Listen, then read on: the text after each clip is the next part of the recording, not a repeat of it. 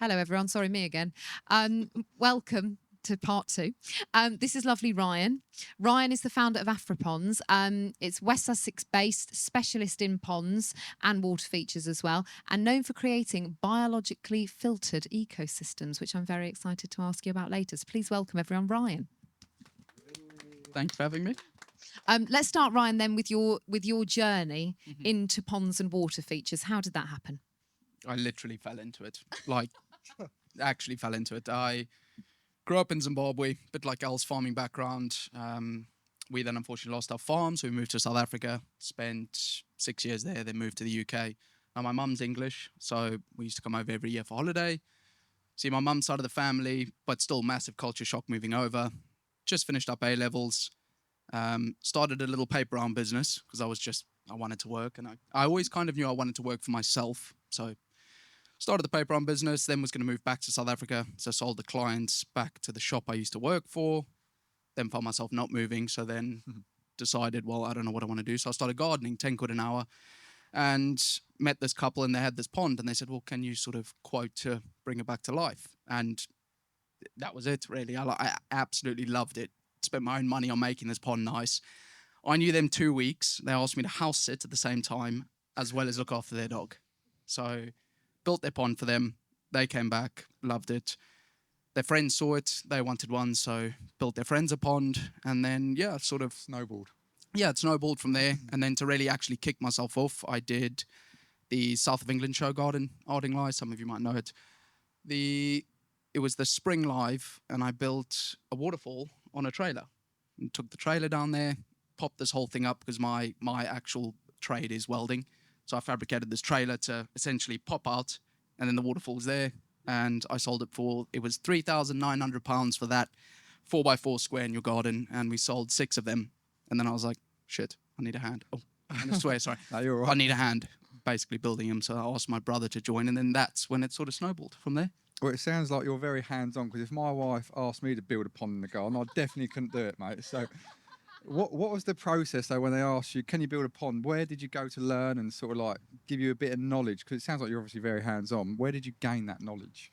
I think Just by doing? Yeah, by doing. I was very fortunate in the beginning to have a lot of clients that let me sort of explore and try new things out. But I was always honest. If I didn't know how to do something, I wouldn't say, well, yeah, I can do this, and sort of blag it. I was like, I think I can do this, but best believe if it goes wrong, I'll, be phoning around to try and figure it out.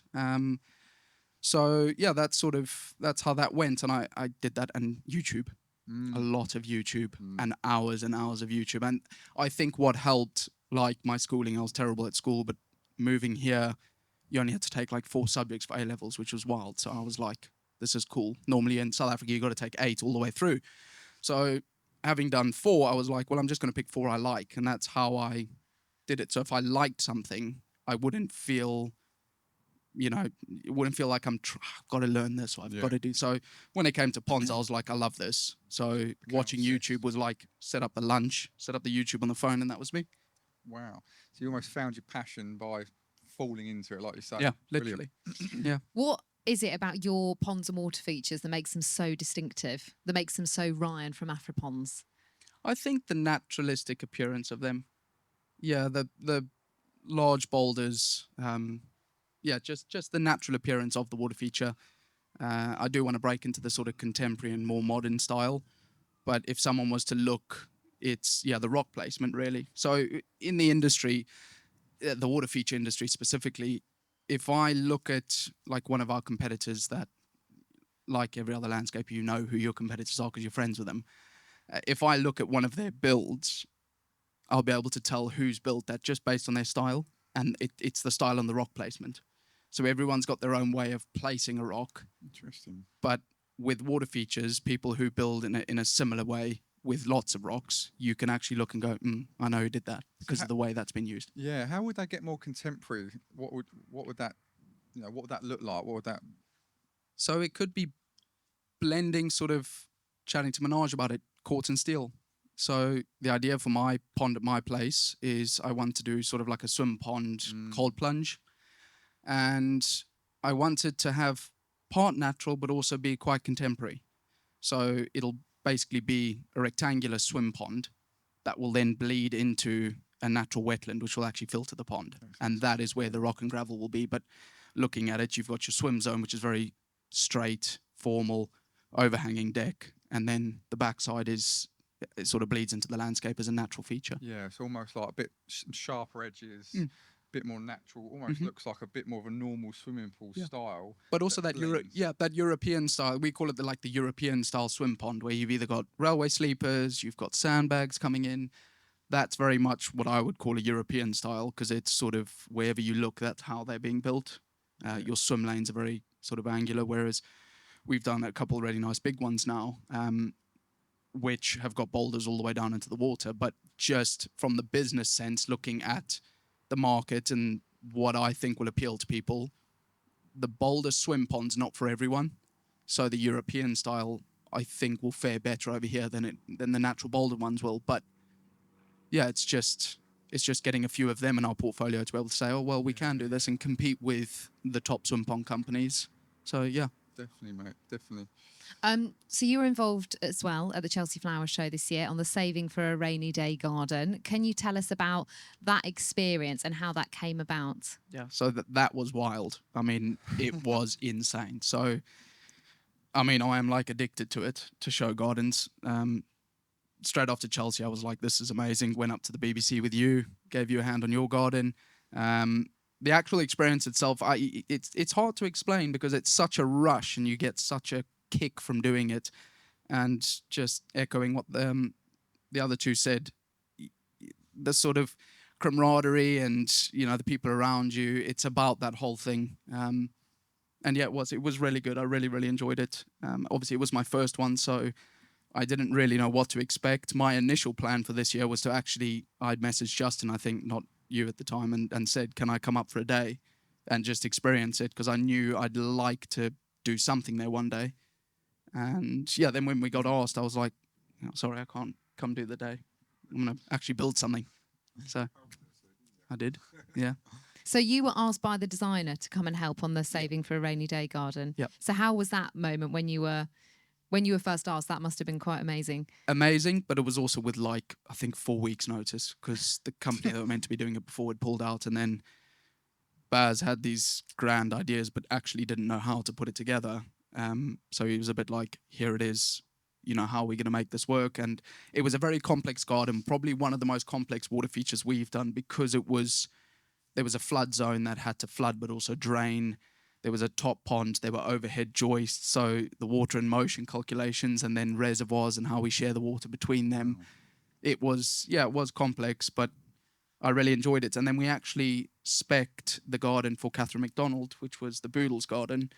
And we were involved in behind the scenes of that, just basically going down to the fabricator's shop, helping decide what size pumps we're going to have, plumbing, and all of that. And yeah, so we helped with hers, which was also good fun because it was something completely different. It wasn't the natural stuff like we did at Baz's garden. It was completely contemporary, like, you know, all formal structures up overhead that need to drip water, and pumps don't want to send water somewhere and then only drip.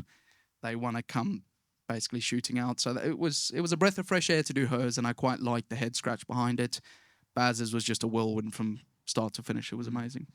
I think there's a common thread, isn't there? Like having that can-do attitude. Like you say, 4 weeks notice, you get a phone call. Can you do this? Yep, I'm in. Yep. You know, that mindset of like can do and I am going to do this, and being proactive, because like Elle said, there's going to be so many issues on that build. You've just got to be proactive and get over them and problem yourself. What has that done for your reputation, being on site, saying yes, and having that can-do attitude?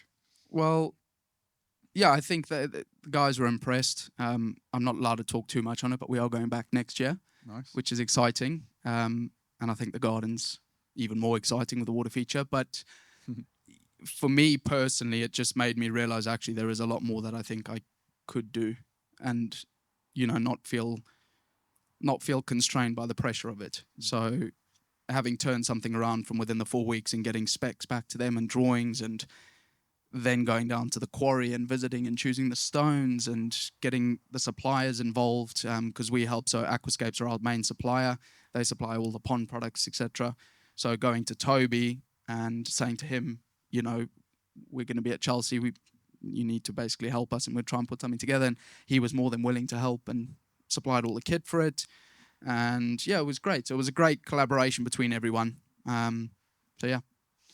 So tell us, obviously you've mentioned that your style generally is quite naturalistic and one of your kind of USPs, your biologically filtered ecosystems. Can you tell us a little bit about these and how they work? So with standard ponds or swim ponds, the filtration's the exact same because it's modular. So it's a wetland filter, and it basically, there's a number of different, I'll try not to get too technical with it, but there's a number of different ways you can situate a filter, and that will vary job to job. So if we're doing a swim pond that doesn't have the space or real estate to be able to do the wetland external with a big waterfall coming down, we'll make the filters integral to the pond. So the filters are basically a rectangle box, and they're all calculated based on the size of the pond and the volume of water moving around. It's a rectangle box. It's got a centipede module in the bottom, which basically the plumbing line connects to. Off the centipede, you've got a snorkel, which is where you will clean the filter out. On top of that, you then have aqua blocks. They're like soakaway crates, basically, and they are a sedimentary zone. So with filtration, you want a 98% reduction in flow rate as it comes into the filter to make sure that filter is basically cleaned in the filter before it comes out into the pond. And that layer of aqua blocks creates that reduction, which then means any sediments in the water will settle and stay in the filter. You've then got layers of gravel on that. It's about 600-700 mil worth of gravel, starting at 35 to 50. Sometimes we'll put, if they're bigger filters, we'll put 50 to hundreds, and then 30, 50, and then on top of that 8 to 14s. But the important thing with filtration is you can't use angular gravel or shingle, so it clogs.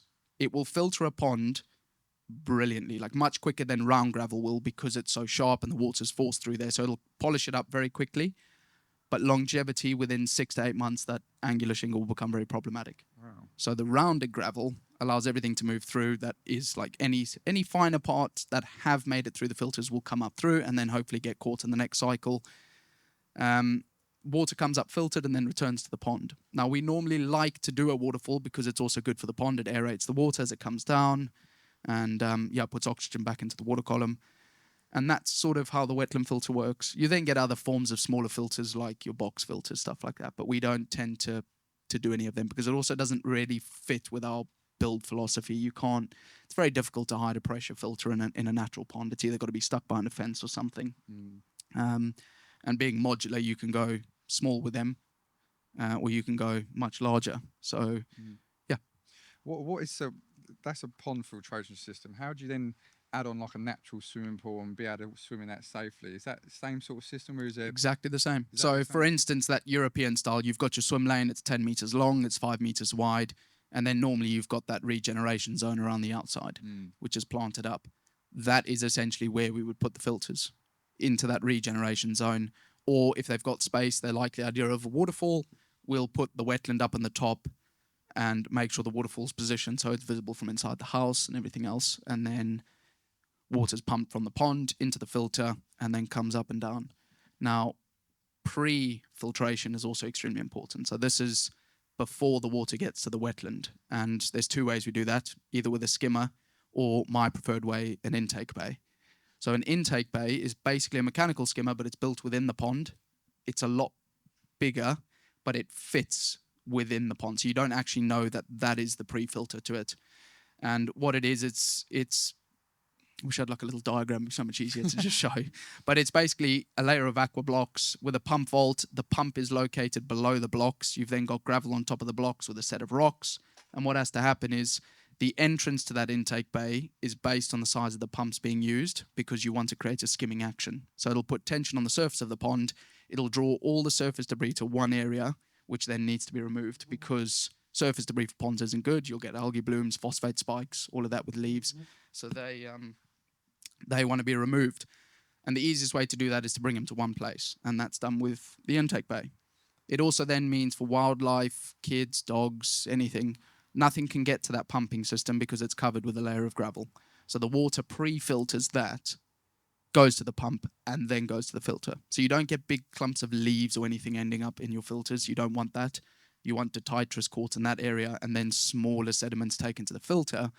And then because you've got that reduction in flow, essentially the sediments start to come up, because there's a 98% reduction, they settle back down. And then when it comes to maintenance of that, you'll flush the filter or clean it by the snorkel that comes up. I said earlier, it comes through all the way through the gravel and comes to the top of the gravel. That is where you'll put a submersible pump and drain out any sludge, sediment, or anything that's accumulated. You'll do that 1 year after construction, then once every 2 years after that.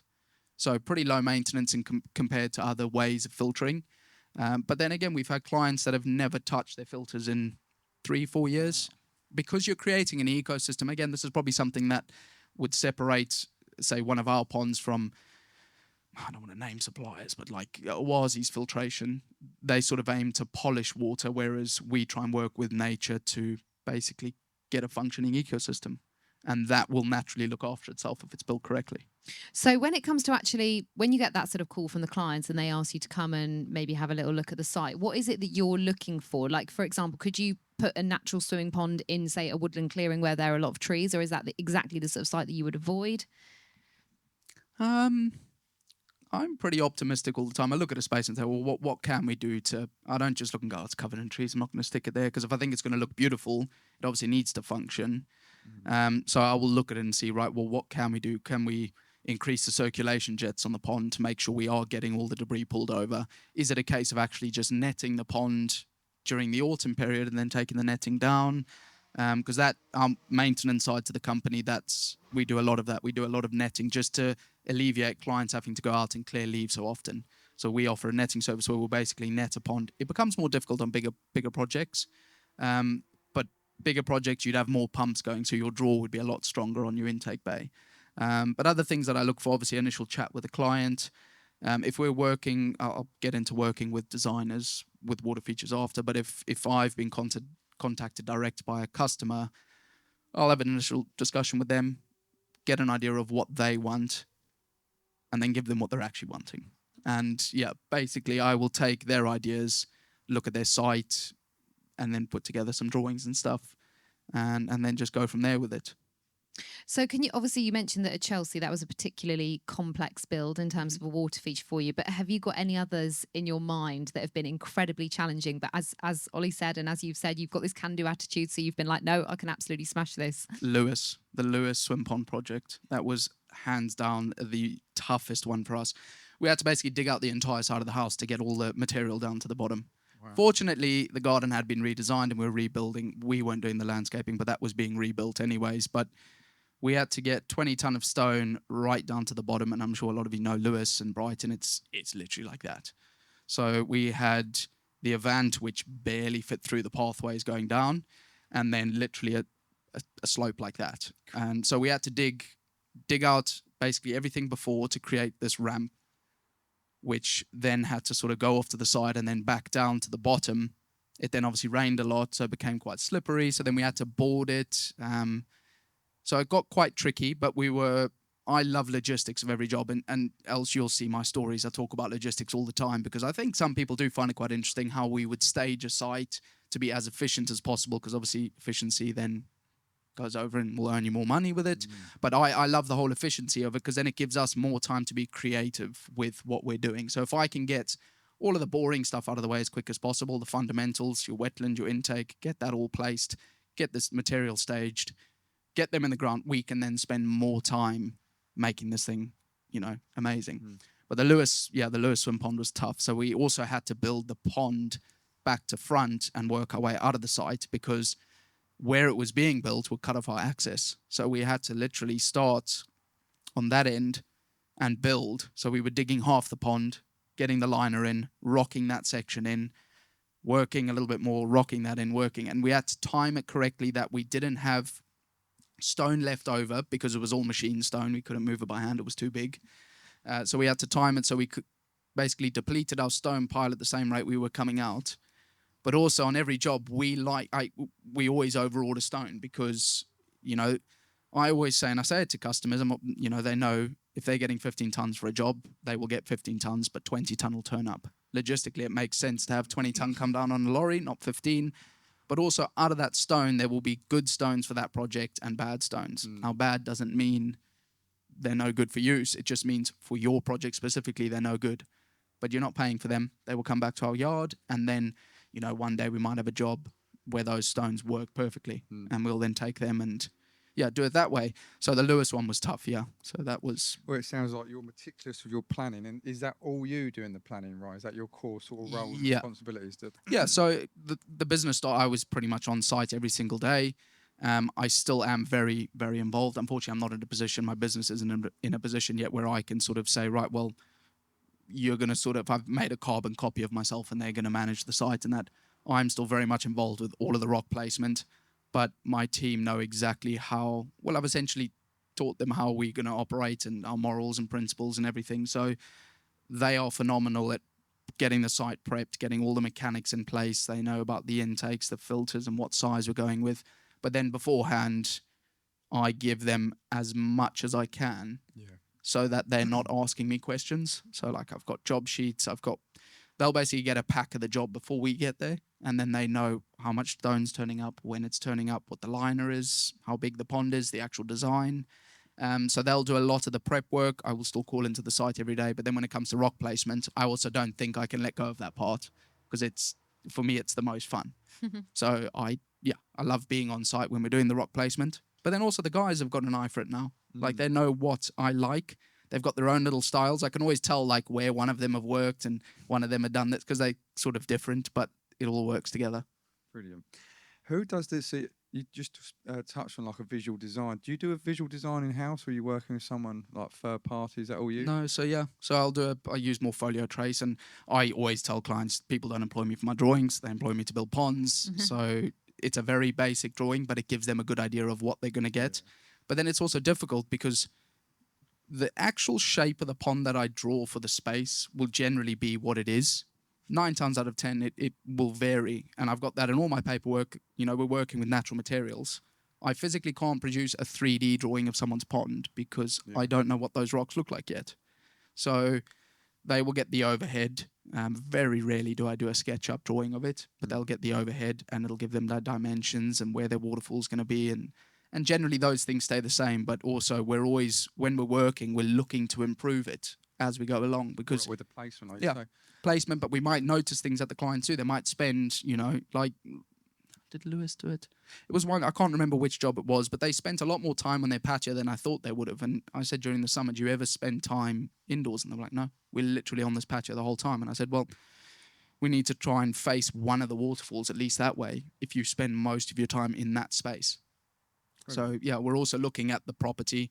You spend a lot of time indoors, it rains a lot here. So we want to make sure the waterfall or anything that's visual on the project is visible from inside the house.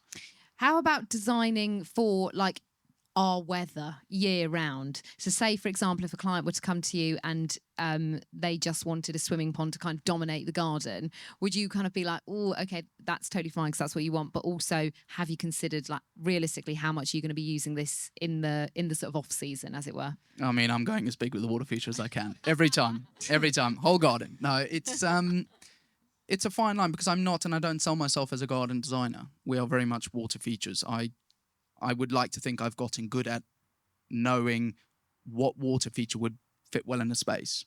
And I think where I'm going off a bit of topic here with this, but with designers, sometimes they might find it hard to merge, say, a very natural pond with something that they're doing in the garden.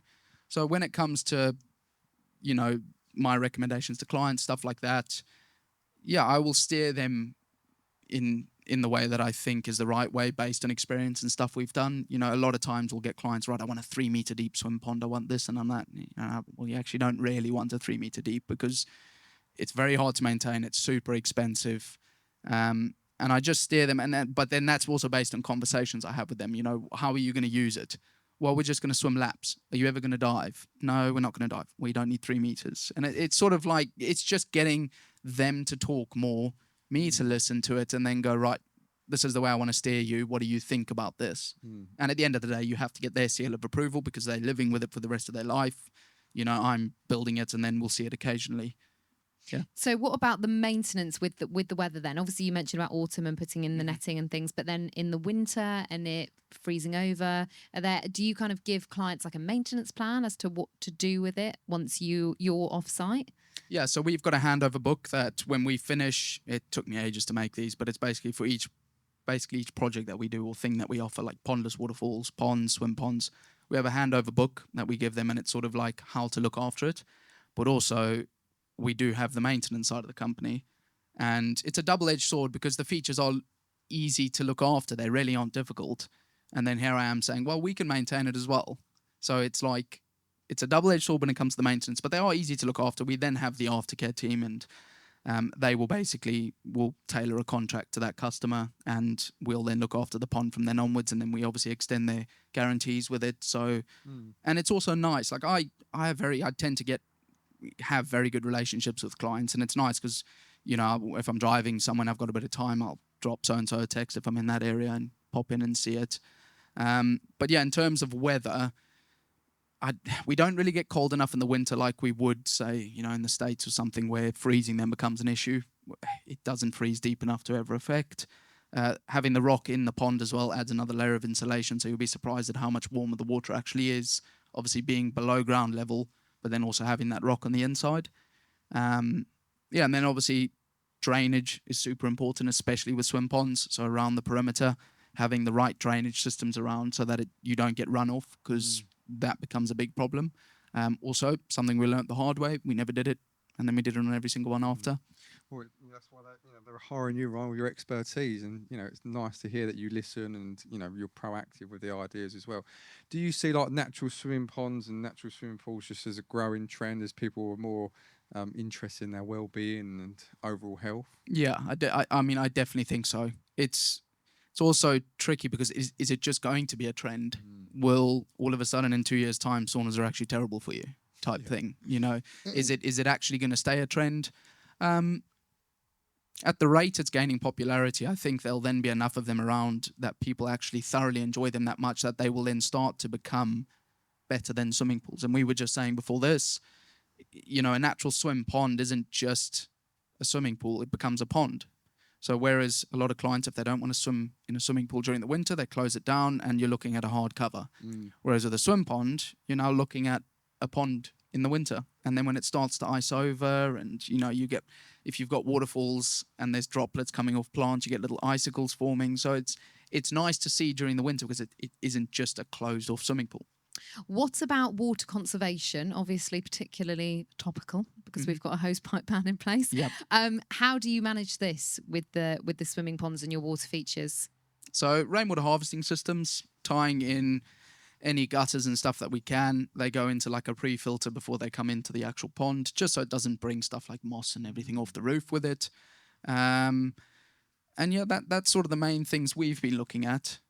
Rainwater harvesting systems, but they're also quite tough to sell to older clients because they do the math and they go, well, if this is going to cost me this much, I'm saving this much on water, it's not actually worth it. So it's a fine line, but Still quite early. yeah, I think it is. And, you know, with the way that we're doing the rainwater harvesting, we're just using those same aqua blocks and we're building basically a soakaway. Yeah. And the beauty is those blocks are modular. So if you want to have an entire rainwater harvesting system under this rectangle here, they're rectangular blocks. You literally build them in place. And because they're very strong, I think they take just over 1 ton per square foot. And yeah, you could build patios or whatever on the top of it. So... And and just finally, can you tell us about your relationship working with garden designers? Do you get most of your business through garden designers who are recommending you, or is it that you're recommending designers more? How does that work? I think at the moment it's about 60-40. 60% we are bringing in ourselves, just direct to consumer, 40% with designers. And I'm really enjoying it. I'm trying to work with more designers. I think because water, I'm obviously very passionate about it, but it is a big part in a garden. And, you know, the whole well-being and all of that being a big trend as well, water is a very calming, you know, material to have in the garden. So to be able to sit around a nice pond, relax, it's nice. But yeah, working with designers, I think our biggest challenge, I think I said it earlier, is blending that informal, natural with the formal garden.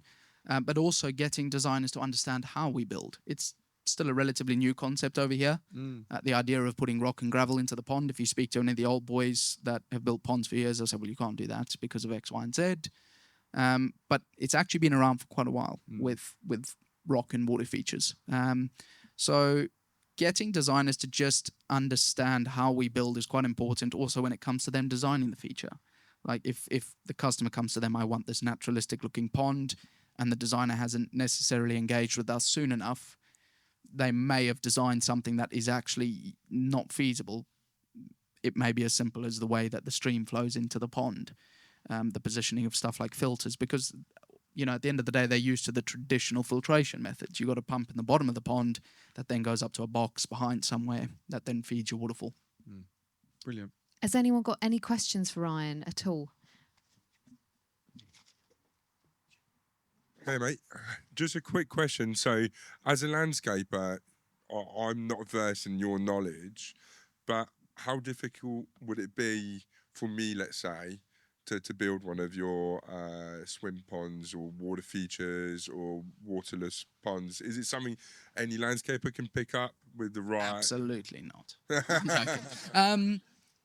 I think with the right guidance, to me, it's so straightforward. It's basically, I hate maths, but it is just very simple maths, flow rates, pond size. It's the tips and tricks that then become a bit more difficult, which you do only get with experience, building a waterfall and not having it leak. Things that we do, for instance, you build a waterfall, you get it to run, you obviously have to foam it up so the water goes where you want it to go. But if it then starts spilling over your edges and you don't know about creating a false leak, which is within the line, and that's just a pocket of gravel that allows any water that's moving towards the side, which then goes over the liner, to actually take a route within the liner under the stones. Because you do get it. You get water that doesn't come over your stones. It wants to go behind, but because you foamed it well, it goes over the side. So it's little things like that. But yeah, that at the end of the day, like you ask me questions, I'm always willing to help. But yeah, it's not tricky, but my advice would be, because we obviously don't want loads of bad ponds going in, because ponds don't necessarily have the best rep in this country. That's just my personal experience with it. But yeah, it's just pick up the phone to someone you know. You guys are total rock nerds. You understand the actual shapes of rocks and where they need to be positioned. You understand the artistry of that. And I don't think that any landscaper can just pick that up and know exactly where a particular rock that they've got in front of them needs to be placed. So I hate to say it, but I think in terms of build, Yep. yes. In terms of artistry and skill to make that water feature look superbly natural, no. Yeah. No, I mean, I agree. I was sort of looking at it more as how easy is it to put the components together for a pond. But I agree with you. When it comes to rock placement, my biggest difficulty with my team and my business in general for scaling it is there is only one of me, and I know the rock placement. Now, I am like an open book on my Instagram. I talk about everything from where we're putting pumps, how we put it together, even tips and tricks, because at the end of the day, your rock placement will be way different to mine. And it might not be better, it might not be worse. It's just will be completely different. I will look at a rock like this in one way, and you will flip it up and look at it that way. But yeah, Manoj, you are right. It spending enough time with rocks, you get to know. Yeah, I know it sounds You have a crazy. great life. No, It's very honestly, exciting. you should see what Zoe has to say about it. But no, you'll look at a rock different each time, and the more we do, the more we look at stones differently. And yeah, I get a lot of inspiration from like Wales Lake District, going up there and just seeing what water does, and then replicating it. It's a bit like is it Zoe Claymore? Her garden. She had a Welsh sort of very steep. Now I looked at that and I was like, well, I would have used bigger stones to pile it up. But actually, if you go up to Wales and look, a lot of those waterfalls are like that. It's just like stones are being chucked on there, and that's it. And it's not a polished stones are in the right place type cascades. So it's also taste, but also building for the right space. So our stone selection, we look at where we're building. So if we're down here, we're trying to look at stuff like sandstones, or at least stones that look similar. If we do quite a bit of work in the Midlands. We did a big commercial job for a restaurant, and because it was in a public place, we had quite a few residentials off the back of that. But we use granite because that is predominantly what you would find in that area. And then we're in talks with a very, very exciting project in Wales, which will also be granite. So those are the sort of things we're looking at, is to try and make it as natural as possible. We're not just looking at the garden, we're also looking at where we're actually working. Any other questions for Ryan? You will be hanging around, won't you, Yes. Ryan, so people can talk to you? Yeah. Okay, I think we're out of questions, Good. but massive round of applause, please, for Ryan. Thank you for having me. Afriponds, thank you.